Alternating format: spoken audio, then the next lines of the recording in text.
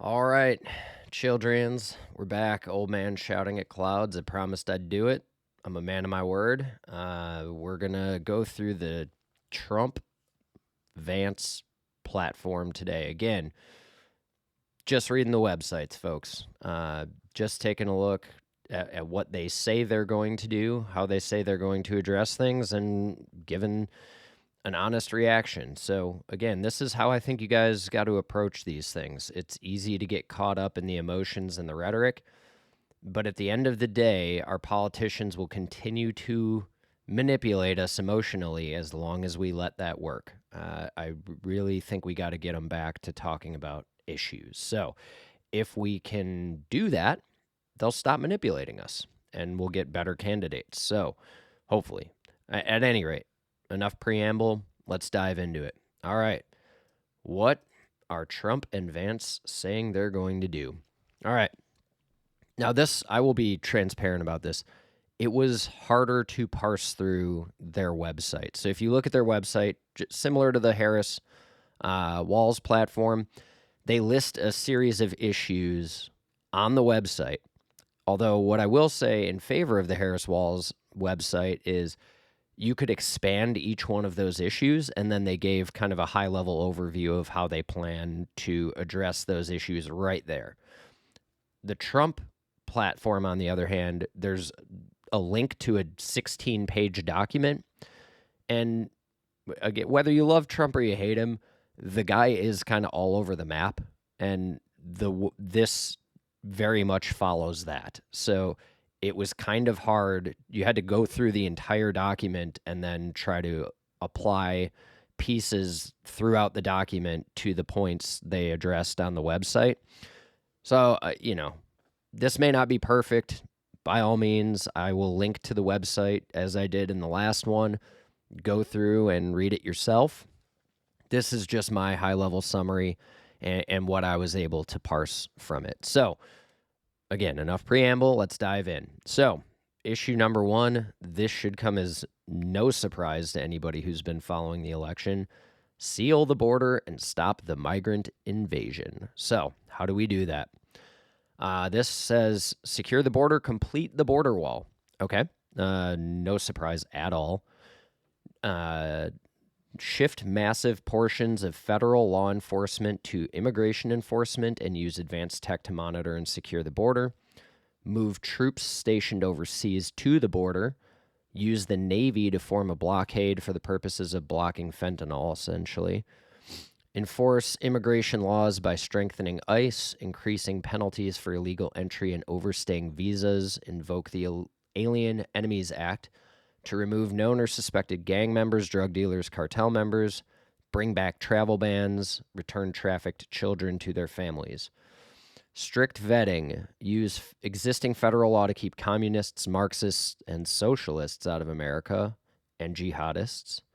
Stop sanctuary cities. Cut federal funding to sanctuary jurisdictions.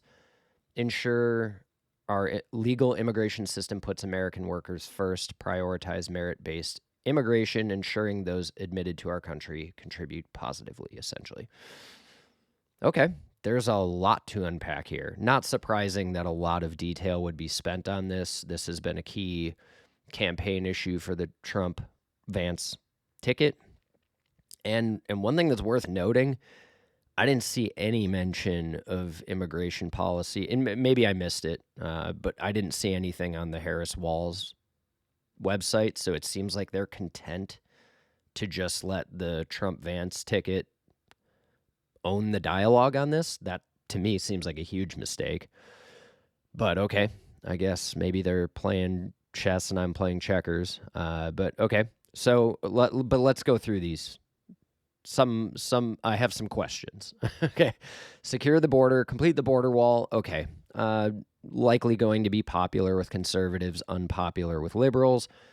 My opinion on this is I get having some kind of physical barrier at the border.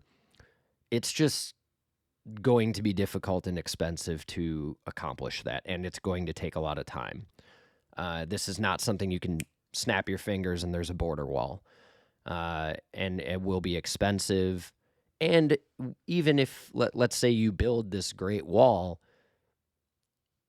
it's not going to be bulletproof, right? Like, there will be people going under it. There will be people going over it. There will be people going around it. It's not going to be completely foolproof. But should it stem the tide a bit? Yeah, it probably would. So again, like, whether you agree or disagree is probably going to be an ideological thing. I don't think it's a bad I do think we need to address the flow of illegal immigrants into the United States. It creates a number of problems. I don't think it's completely heartless to say that if people are going to come into this country, they need to do so legally. I don't know why super liberal people seem to be against that. It like we're not saying you got to stay out. We're just saying you have to come here legally. I don't get what the big fuss is about that. But so okay, I don't have a huge issue with that ideologically. Shift massive portions of law enforcement, federal law enforcement, to immigration enforcement. This part, I'm like, what? Like, they're currently doing a job. So if you move them to immigration enforcement, who's backfilling the work they were doing? One would imagine the work they were doing was important. I'm a fan of federal law enforcement, but so, like, yeah, if you're gonna take them off of that, you need to backfill the work that they were doing. I would need way more detail on how that's gonna work. That seems kind of half baked to me. Use advanced tech to monitor and secure the border. Okay, yeah, no problem. The next one, moving troops stationed overseas to the border. Again, show your work on that one, please, because one would imagine if they're stationed overseas, they are stationed overseas for a reason. There must be some purpose they're serving. Who's going to fill that role if you move them to the border? I'm not saying we 100% shouldn't do it, but you're going to need to explain how that's going to work before I can say whether that's a good idea or a bad one. Use the Navy to form a blockade. Again, yes. Same as see the previous two. Yeah, the Navy already has a job, so who's doing that work if you move them to blockade? Now, we do need to do something about fentanyl flowing into the United States. I mean, that's a personally impactful issue for me. I've seen the consequences of not addressing that. So, yeah, I'm cool. I mean, again, this is kind of a hallmark of Trump, and it's going to come up again and again. I have a feeling through this video where it's like he's pointing out a valid issue. I'm just not sure the thing he's suggesting to address it is actually going to help anything, or isn't going to create another issue somewhere else that's just as bad. So, yeah, I don't. Without more detail there, I can't tell you whether that's a good idea or a bad one. Yeah, there's way more detail required before we can weigh in on that. Enforce immigration laws by strengthening ICE. How? Yeah, no detail. Increasing penalties for illegal entry and overstaying visas. I don't have an issue with that. Again, these are people who are breaking the law. Like, as long as there's a legitimate and legal pathway for immigrants, then yeah, I'm okay with enforcing penalties on people who are breaking that law. I have a hard time believing that if we went to another country and overstayed our visa, there wouldn't be consequences for that. So yeah, fine. Have consequences for it. I'm okay. Invoke the Alien Enemies Act to remove known or suspected gang members, drug dealers, cartel members. Yeah, sure. Okay. Yeah. Not a problem with that. Bring back travel bans. Okay. No. That one's a little weird. Yeah, I mean, I get it I get being somewhat skeptical of travelers from countries that have been antagonistic with the United States. And maybe there does need to be additional rigor in place when people are traveling from places like, I don't know, say Yemen. Sure, okay, if we want to do that, that's one thing, but not all you can't treat all travelers like they're criminals. That just seems very un-American to me. I don't like that idea. Yeah, not a fan. Return trafficked children to their families. Yeah, sure. On board. Next one, strict vetting. Use existing federal law to keep communists, Marxists, and socialists out of America. Also jihadists. Okay, jihadists, sure. These are people who have kind of like quite literally declared war on the infidels, which we are largely. So, yeah, I'm not sure I want them here. But communists, Marxists, and socialists?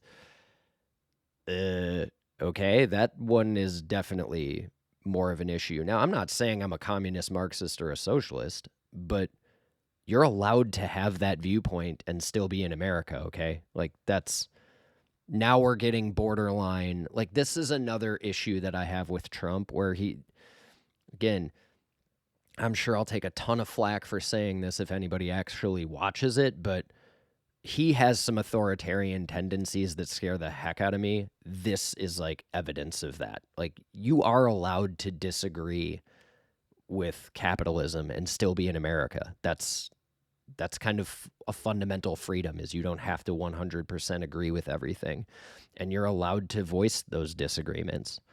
That's what makes us great, ideally, is that people can have differing viewpoints. We can discuss them in the light of day, and then the best idea should win, right? Like, if your belief is that the market, like capitalism, is a better system than communism and socialism, then your argument should win, right? More people should be in favor of that. We live in a democracy. People can vote, or a democratic republic, whatever. Anyway, I'm not in favor of that at all. Jihadists are different, but communists, Marxists, socialists, you're allowed to be here.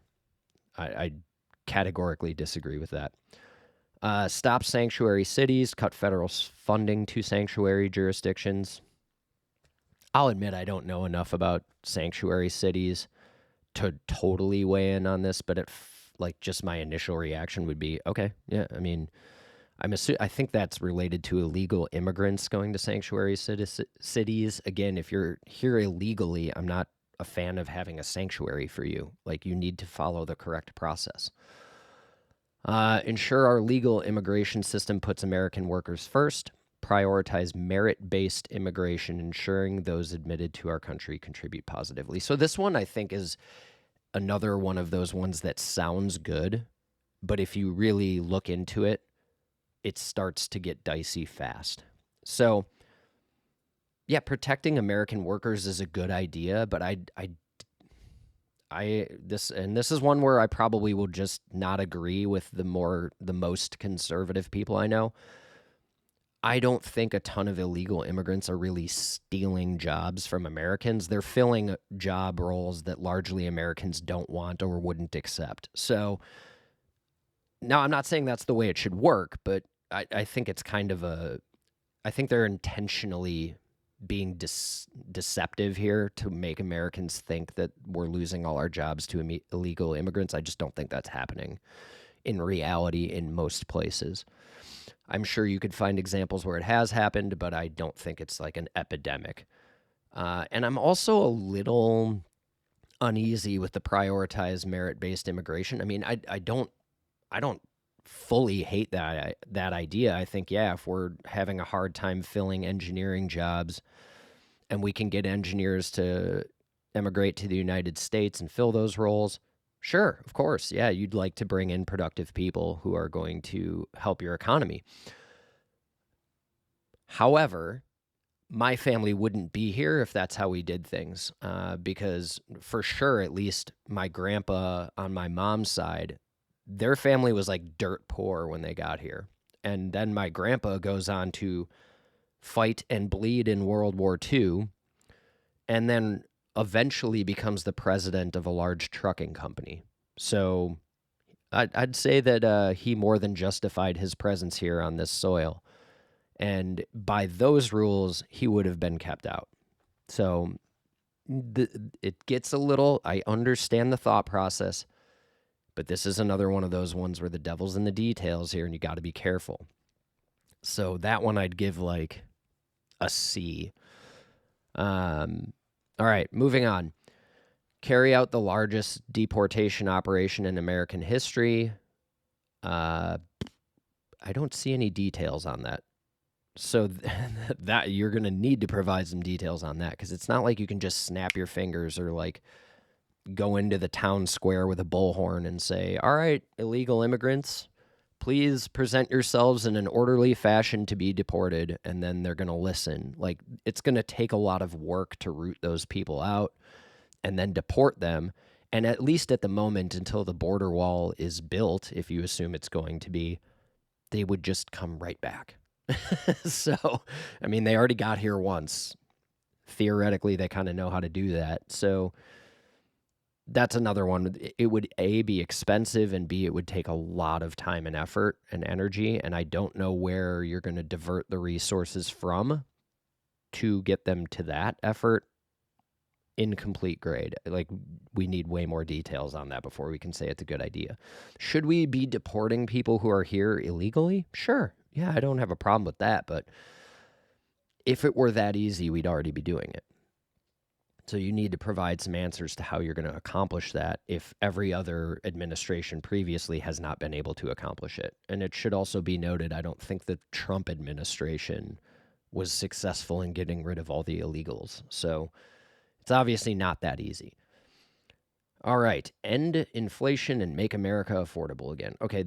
This is another thing that this is not unique to Trump, by the way. This is something that every political candidate does. But like, the president can't end inflation or make America affordable again. Now, can they encourage legislation that might impact those things? Sure, possibly. But it's also, I said this in the last video, I'll say it again, the president does not control legislation. They can exert some pressure on Congress, but Congress ultimately has to act. And even if they act, there's no guarantees the policies they try to implement are going to have the effect they want them to have. Now, some policies are more directly connected to the economy. So, for example, the Fed messing with interest rates, yeah, that will absolutely have an impact on the economy and inflation. But they don't, it's not like there aren't any other variables in that equation. So this kind of policy stuff, like, I understand why presidents do it or talk about it, but it drives me absolutely insane because they are always like super confident, like, we're going to end inflation. And I'm like, no, you're not. With some help, you might be able to impact it, but you're writing checks you can't cash.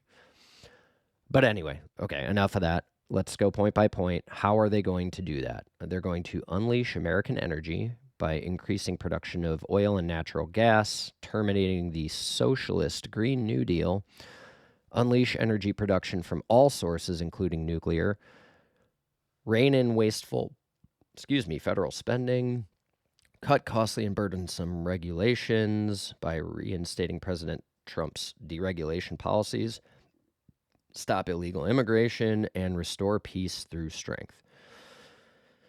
Okay. Increase production of oil and natural gas. This is one, again, where, like, if you're more conservative, you probably love that idea. If you're more liberal, you probably hate it. To me, it's kind of like, okay, it seems a little navel-gazing, but, you know, I'm more of a fan of pursuing green energy sources. I'm not saying we need to be exclusively using them. I don't think it's a bad idea to maintain some oil and natural gas. There are going to be situations where that's just the best fuel source to use, and there are going to be situations where it's not. Like, if you're in Arizona and you can use solar power, great. Why wouldn't you? So that one, kind of okay-ish. I do like that he's mentioning nuclear power. I think that's something we absolutely need to be exploring more. And I do like the part where he says unleash energy production from all sources. Now, if they actually mean all sources and they mean solar, wind's a little dicey right now. It's showing to be, at least in our current environment where raw materials costs have skyrocketed, and what else was, interest rates have skyrocketed. That has become very unprofitable at the moment. Now, that's a current condition. It doesn't necessarily mean it'll be that way in the future. I'm a big proponent of taking a look at all the sources of energy we can get and then utilizing them where they make the most sense. And I am a fan of trying to move to more green energy sources. I don't know why, if you're super conservative, you're against that. Like, what's the harm in going to green energy if you can? So that one's not terrible. There are some, I would be willing to bet he's probably going to try to lean heavier into oil, gas, and coal than I would like. So not a huge fan, but if he genuinely means unleash energy from all sources, including nuclear, then I more agree with that than disagree with it. Rein in wasteful federal spending. I don't see any details on that, and that's one of those ones, another one that drives me crazy about. And this is, again, not unique to Trump. You're going to see this from just about any Republican candidate where they're like, we're going to rein in wasteful spending. And I'm like, what wasteful spending are you talking about? Like, show your work. I need to know what you're talking about before I can agree that it's wasteful or not. Because, depending on a person's perspective, they might consider Social Security to be wasteful spending, and I disagree. Maybe they consider healthcare spending wasteful. Disagree. So, yeah, I need to know more about that before I could say if I agree or disagree. Cut costly and burdensome regulations. Again, that's going to be a hallmark of pretty much any Republican candidate. But there's no details given. So again, what regulations are we talking about? If you're talking about environmental protections, I'm not going to agree with you on that. I'm sure there are some regulations that are burdensome and not particularly productive, but like, show your work. Stop illegal immigration. So you kind of addressed that already. Restore peace through strength. I didn't see any details on that, but I think he touches on it later. So we'll kind of put an asterisk next to that one for now.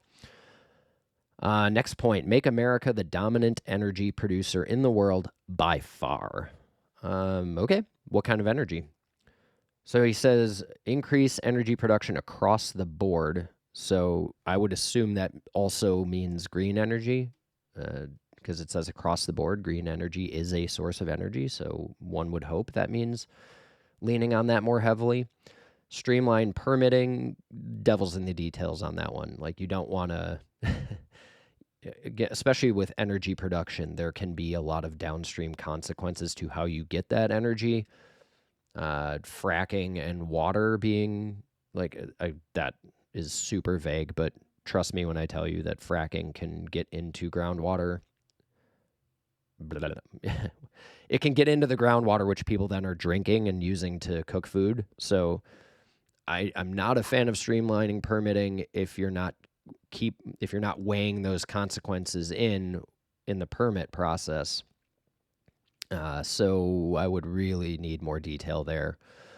End market distorting restrictions on oil, natural gas, and coal. I mean, again, if you're conservative, you probably agree with that. If you're liberal, you probably don't. For me,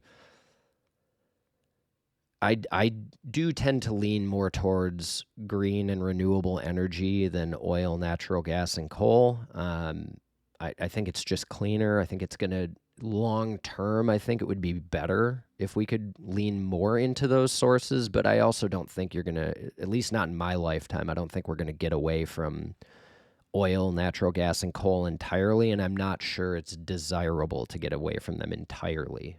I do think having options is good, but I have a feeling they're leaning heavier into those kind of traditional power sources, and I think we need to lean more away from them than towards them. So I'll more disagree than agree on that one, but if you're conservative, you probably see it the other way. Stop outsourcing and turn the United States into a manufacturing superpower. Rebalance trade, secure strategic independence from China, save the American auto industry, bring home critical supply chains, buy and hire American, become the manufacturing superpower. Yeah, I don't see a lot of detail. I mean, okay, those individual things, rebalance trade. Would we rather rebalance trade? Yeah, sure. Secure strategic independence from China. Absolutely, that needs to happen. Regardless of what you think about China, like, Xi Jinping has not been a great actor and certainly not been a collaborative negotiator. Right now, they are like artificially lowering the cost of lithium for battery manufacturing. One imagines that's to drive out other sources of lithium so that they can basically own it and then jack the prices up or limit who they trade it with. So, yeah, I mean, I'm okay with securing some strategic independence from China. I think that's long overdue, but it's easier said than done. Save the American auto industry. Okay, I'm ambivalent on that. Like, yes, we want American auto manufacturers to survive, but like, take a look at Stellantis. It's like they just can't figure it out. They can't figure out how to make a good vehicle and like bring it to market reasonably. They just don't seem to get it. It's like, how long are you going to keep that company limping along? So bring home critical supply chains. Sure, yeah, I like that idea. Buy and hire American. Sure, of course. Become the manufacturing superpower. Sure, these are like, again, this is total vintage Trump. Like, we're pointing out legitimate issues, but I don't see any details in terms of how you're going to do that. So, like, again, if all these things were that easy, we'd already be doing them. So you need to provide some details on how you're going to address this differently than every other administration who hasn't been able to execute on it. So I can't, and it's worth noting, Trump has already been president and these things didn't happen. So what's to believe that it's going to happen this time? He does provide some detail, actually. I'm sorry. Rebalancing trade with baseline tariff. Yeah, okay. Tariffs on foreign made goods. Pass the Trump Reciprocal Trade Act. I don't know what that means. I need to look into that. And respond to unfair trading practices. Okay, but how? How are you responding to unfair trade practices? Like, the only thing I see really is tariffs, which, if you ask 100 economists, probably 85 or more of them will tell you that tariffs are generally a bad idea in the long run. They can have some short-term good impact on specific industries, but generally speaking, okay, if you put a tariff in place on China, guess what China's going to do? Put tariffs in place on you. So it ends up being kind of a zero-sum game. I get it in certain circumstances, but like, it's generally not the best way to go about it. So, yeah, I can't give too many points on that one. Revoking China's most favored nation status. Again, there will be like a reaction if you do that, but I'm not saying that we shouldn't. This is one thing where I kind of give Trump a little more credit is, a lot of previous administrations have kind of treated China with kid gloves, and then China still ends up being a bad actor. And this, I'm not saying that's the only way China could ever be, because I think under Deng Xiaoping, things were actually getting better. Relations between China and the U.S. were getting better. And then when Xi Jinping took over, or Xi Jinping, I might be saying his name wrong, but it's become much more antagonistic. So I think it seems clear that we're not going to be best of buddies with China as long as Xi is in power. So yeah, maybe it's just time to take the kid gloves off and say, look, if this is how you're gonna be, we're gonna react accordingly. That's gonna create some pain. I can just about guarantee it, but maybe it's worth it. Phase out imports on essential goods.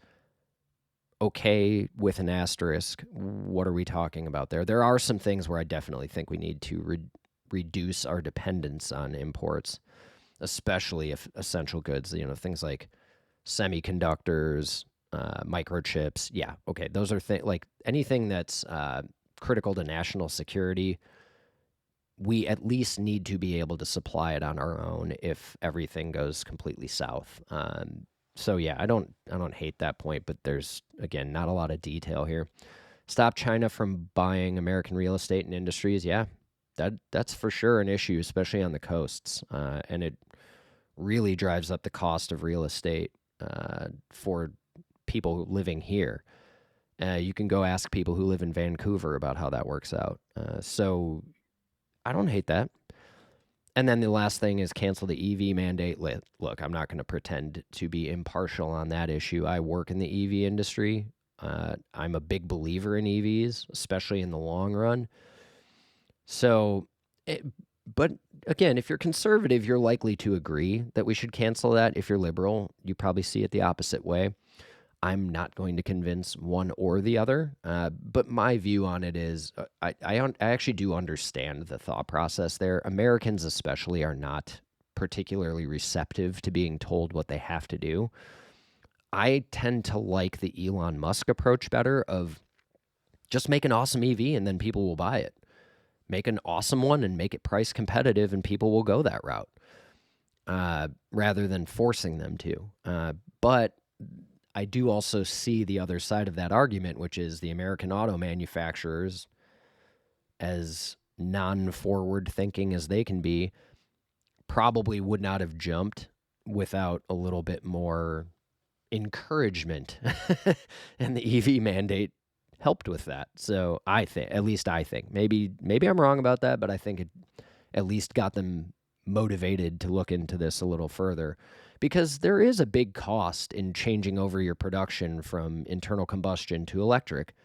And again, people will disagree with me on this. I'm not going to change anyone's mind, but I do think the future is electric. And not necessarily entirely. There will be use cases where internal combustion makes more sense, particularly in the immediate to moderate term or midterm.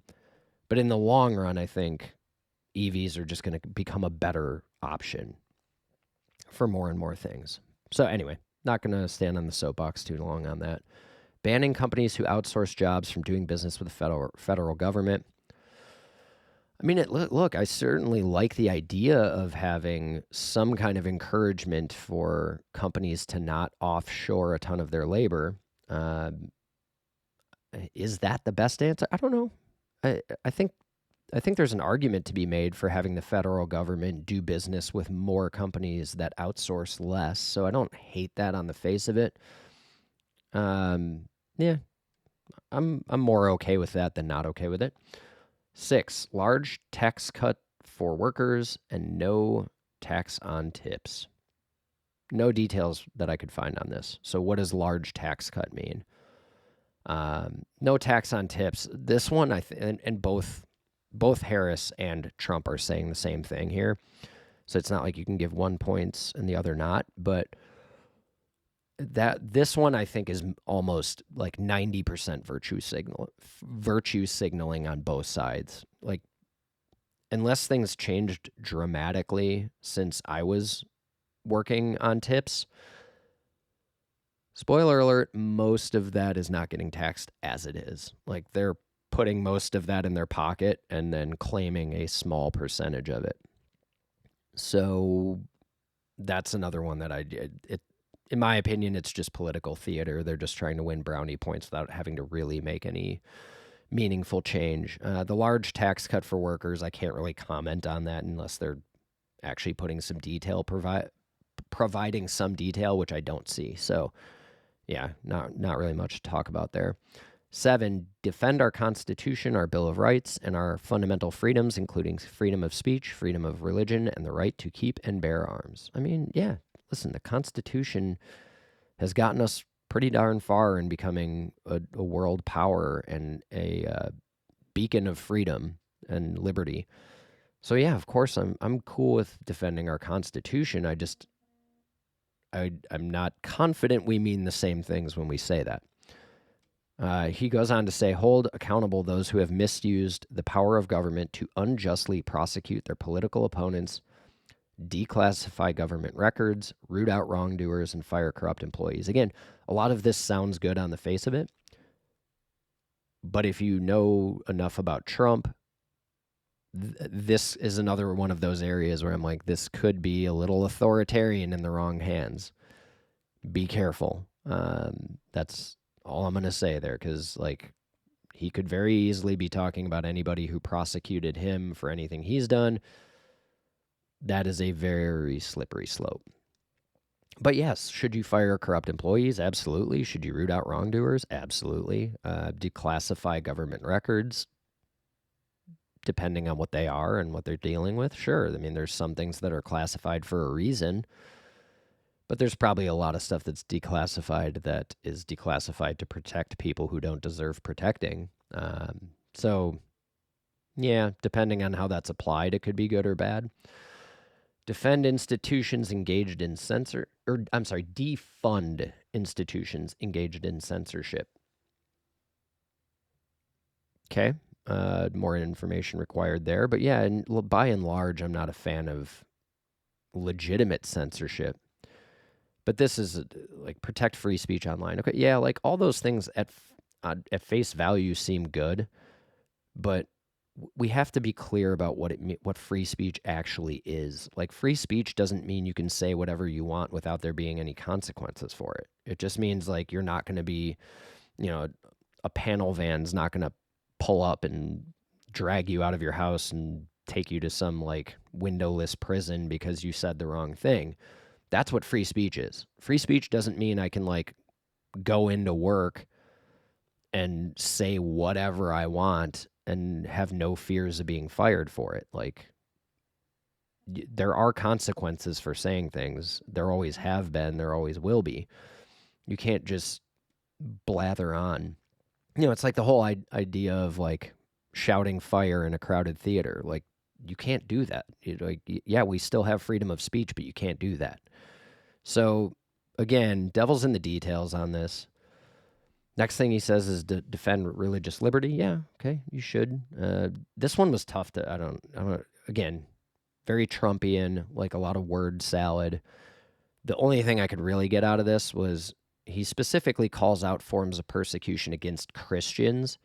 And again, it was specific. He specifically named Christians and not any other religion, which that's not really defending religious liberty. That's picking and choosing which religion you want to support. Like, that's not how that's supposed to work. You're supposed to be able to worship whatever God you see fit in this country. So I have some concerns on that. I mean, at the face of it, yes, we should defend religious liberty as we always have. I just worry that he's talking about a specific religion in particular. All right, next point. Prevent World War III, restore peace in Europe and in the Middle East, and build a great Iron Dome missile defense shield over our entire country, all made in America. Okay, made in America, yeah, big supporter. Prevent World War III, yeah, let's definitely do that. Restore peace in Europe. And again, very, very, very Trumpian. Like, yeah, he's pointing out legitimate things, and I don't see any detail in terms of how we're going to do that. Again, if it was that easy to restore peace in Europe and the Middle East, we would have done it. Like, part of the reason there's not peace in Europe and the Middle East is due to the way a lot of country lines were drawn after World War II that almost certainly ensured forever wars in those areas.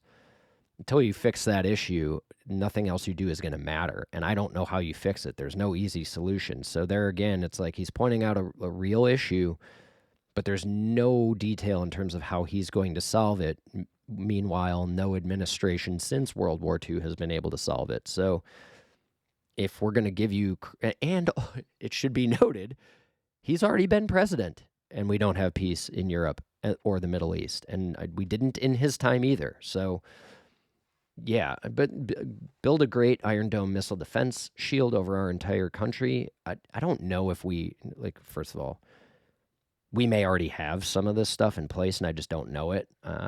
But yeah, probably we should have some missile defense shield. It's like one of the few ways another country could legitimately attack America. I mean, we've got oceans on the east and west coast, which make that real difficult. We've got a friendly neighbor to the north, so you're not coming in through Canada. And Mexico, certainly there's been some tension with Mexico, but like, they're not unfriendly to the United States, certainly not antagonistic. So, yeah, I mean, missile attacks about all missile attack or like, yeah, I'm not going to give terrorists any ideas they don't already have. But yeah, there are very few ways to legitimately attack America conventionally. Missiles would be one of those. So having some kind of defense against that seems like a good idea to me. And the weaponization of government against the American people. Yeah, I think we could all be on board there. But again, no details that I could find, really. At least not at this point. He may address it later. So, asterisk. 10, stop the migrant crime epidemic, demolish the foreign drug cartels, crush gang violence, and lock up violent offenders. I think you can kind of see the like So he touched on it in issue number 1 of Seal the Border and Stop the Migrant Invasion. So this seems a little repetitive, but I think he sort of gave you an outline for how he's going to address that. We already kind of covered that in point 1, so I'm not going to go into it any further here. Number 11, rebuild our cities, including Washington, D.C., make them safe, clean, and beautiful again. Okay. Reassert greater federal control over D.C. to restore law and order. Sure. And ensure federal buildings and monuments are well maintained. Yeah, okay. They should be. Replenishing police departments, restore common sense policing, and protecting officers from frivolous lawsuits. Okay. Yeah, I don't hate that. Stand up to Marxist prosecutors? Is it clear that a lot of our prosecutors are Marxist?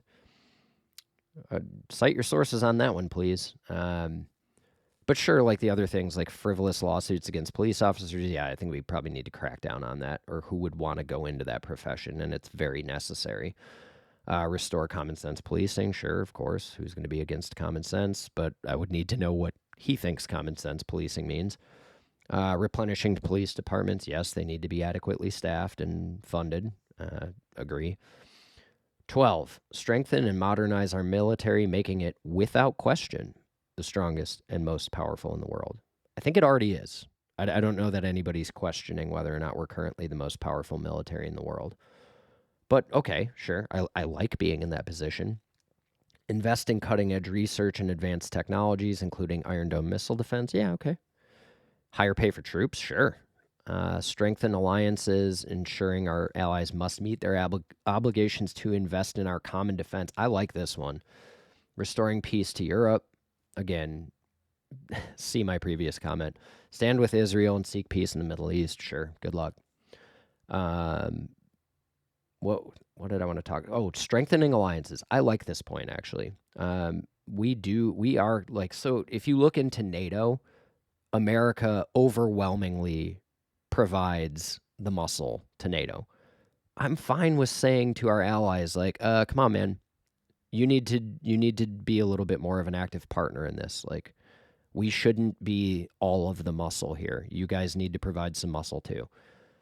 I'm good with that, and that is something I didn't see addressed in Harris Walls. 13, keep the U.S. dollar as the world's reserve currency. I literally did not find any other mention of this in the document in terms of how we're going to do that, so I can't give any credit there. Like, okay, what are you going to snap your fingers? 14, fight for and protect Social Security and Medicare with no cuts, including no changes to the retirement age. And again, like, no detail provided. Like, well, how are you going to do that? Like, Social Security is literally funded by taxes. So if you're cutting taxes, and we're already facing a budget shortfall in Social Security in the near term, where's the money coming from? So both of those statements can't be true. You can't be cutting taxes and also protecting Social Security. Mutually exclusive. So which one are you actually going to do? But there's nothing else really to say about that, because there's no other details given. 15, cancel the electric vehicle mandate and cut costly and burdensome regulations. Again, like vintage Trump, what are we cutting? I mean, he mentions the EV mandate, which, again, if you're conservative, you probably agree with it. If you're liberal, you probably don't. Or if you're an EV enthusiast like me, you probably don't. But let's see. I really don't see anywhere else that they mention specific burdensome regulations that they would like to cut. Other than maybe I think they might be talking about the, like, energy, if they're cutting the Green New Deal stuff. I didn't see anything else on that. So I can't really say I agree or disagree until I know the details. 16, cut federal funding for any school pushing critical race theory, radical gender ideology, and other inappropriate racial, sexual, or political content on our children. This will be super divisive, right? If you're liberal, you probably hate this. If you're conservative, you're probably nodding along. I, as I often do, fall somewhere in the middle. Yeah, I mean, listen, for me, I would rather the schools just stuck to teaching my kid English, math, reading, like, let me be the moral influence on my kids' lives. I think that's my job as a parent. I don't feel like the school is really well positioned to do that, especially because, you're teaching kids who are Christian, you're teaching kids who are Muslim, you're teaching kids who are Jewish, you're teaching kids who are atheists. Like, there's not one standardized form of morality we all agree to, so stop trying to teach it in the schools. That needs to be something the parents take on. That's my opinion on that. I know there's going to be people who disagree on that. I'm not going to change anyone's mind, but that's how it lands for me. But I also don't see a lot of details on, like, how, I don't know, whatever. Like that one, I don't need to beat that to death. I think people kind of stand where they're going to stand on that. And the other thing I thought I saw mentioned here was cutting the DOE, the Department of Education. Like that one, okay. I'm skeptical on how that's going to work because you already have big enough disparities in terms of the quality of education in certain states, like Wisconsin versus Alabama, like not to call out specific states, but just to illustrate a point, like there are pretty big disparities in the quality of public education in certain areas already. To me, that just indicates the DOE is not living up to its purpose. I don't know that the answer to that is to cut it entirely. I think that makes the problem even worse. I think the answer is you make them do their job effectively of creating some basic standards. Now, how you get to that, I'm fine leaving that in local discretion, but there have to be standards they got to live up to. I'm sorry. I just think having a very educated populace is overwhelmingly better than not having that. My opinion. And I'd love to hear some counterpoints to that. Anyway, moving along. Number 17, keep men out of women's sports. Good. Okay, we're getting into the meat. We're wading into treacherous waters here. Again, if you're ultra conservative, if you're a big Trump supporter, I'm going to guess this is something that you're very in favor of. If you are massively against Trump, I'm going to guess this boils your blood. Do I give my opinion on this? Oh, luckily nobody watches these. So, sorry. Yeah, I gotta, so there's not a lot of details given, but I don't think you need a ton. It's pretty clear what they're saying. He does also mention banning taxpayer-funded sex change surgeries. Are there a lot of taxpayer-funded sex change surgeries? I'd have to find out what he's talking about there because we don't have a national healthcare system that I'm aware of, unless you're on Medicare or Medicaid. I don't know if there's a lot of senior citizens getting sex change surgeries. So show your work there, because I mean, if it's private healthcare or private health insurance, then if you're a conservative, shouldn't you be saying that the government shouldn't be regulating that? That one is dicey to me. Stop taxpayer-funded schools from promoting gender transition. Okay, yeah, I don't think they should be promoting it. I think they need to stay in their lane, like stay out of it. Again, that's where, to me, the family needs to be the moral compass there, not the school. And then reverse Biden's radical rewrite of Title IX. I'm going to be honest, maybe this one's on me. I don't know what Biden's radical rewrite of Title IX was. If he radically rewrote it, then I have that would be debatable. But okay. Men in women's sports. God, those are treacherous waters. Yeah, no, I don't think men should be participating in women's sports. There's a reason the genders are separated in sports competitions, right? I don't even feel like I should have to go into detail on that. Go look up some YouTube videos of what happens when men and women directly compete in a lot of sports. So no, men shouldn't be in women's sports, and I feel like that's a pretty reasonable and rational take to have. Now, what he means when he's saying that is non-binary or transgender out of women's sports. And listen, this may be a very unpopular take, but I also think it's I think this is another one of those issues where it's being falsely presented as there's one of two options. You can either let anyone participate in whatever sport they identify with, or you can draw a line in the sand and say only biological males in men's sports, only biological females in female sports. I don't know why nobody mentions the fact that, like, what about just having an open gender category? Like, why do we have to be combating each other constantly? Like, couldn't you just say there's a third category that's like open season, whoever wants to compete can compete. You know what you're signing up for. It's fair. Like, what's wrong with that answer? Why can't we just This is where my like libertarian roots come out. I don't really care how people identify. That's a you problem, not a me problem. I just think we're looking at this completely wrong and creating issues where there don't need to be any. Anyway, moving on. Number 18, deport pro-Hamas radicals and make our college campuses safe and patriotic again. Again, this is like, okay, yeah, Hamas is not like a group I have a ton of sympathy for, but at the same time, unless you are violating, and this is, again, my libertarian roots are going to come out here, unless you're violating someone else's rights, you can believe whatever you want. Like, that is a you problem. If you want to shout from the mountaintops that Hamas is right and the best organization ever, you have the right to do that as long as you're not then like bombing a hospital. So yeah, I got a problem with that from that standpoint. Like, if they're violating other people's rights, by all means, sure, go ahead. But like, deport pro-Hamas radicals. Are you assuming they're illegally here? If they're illegally here, fine. But if they're not illegally here, then that's, again, borderline authoritarian stuff. Not a fan. Number 19, secure our elections, including same-day voting, voter identification, paper ballots, and proof of citizenship. Voter ID, how are we going to do this? By voter ID, highly sophisticated paper ballots, no details given on what that means.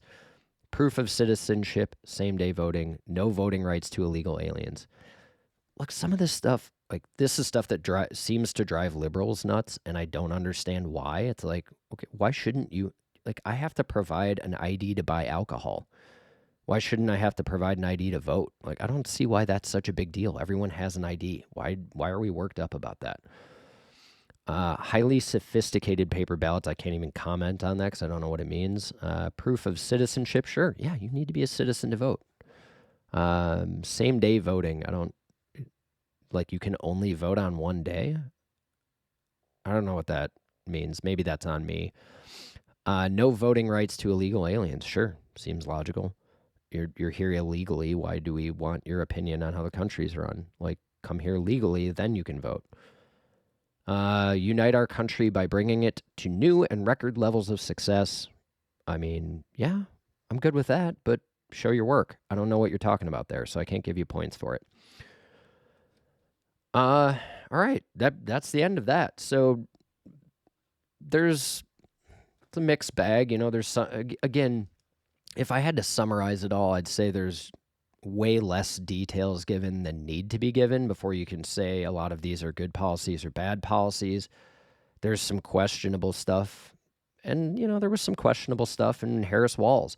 But this, to wrap it all up and put a bow on it, I think this is how we need to be evaluating our candidates. Again, point by point. Are the things you're suggesting a good idea or a bad idea? Are they good for the country or bad for the country? Or are you just not giving us enough details to say? Steer away from the emotional manipulation. Steer away from the campaign ads. Steer away from the crazy uncle shouting at Thanksgiving dinner. Cold, hard facts. Let's evaluate what the candidates themselves are saying they're going to do. Which ones better reflect your values, and then vote accordingly. And I'm gonna sign off with this. We have got to get the dialogue better in this country. We've got to be less antagonistic towards each other. Look, we all want America to succeed. We all want the best for America. Stop treating people who don't see everything the same way as you like they're villains, okay? We've got to be able to have better conversations about this stuff. So to that end, I hope this video has helped with that. I hope you take a different way of approaching politics and elections out of this. And I love you very much. Talk to you on the next one. Thanks.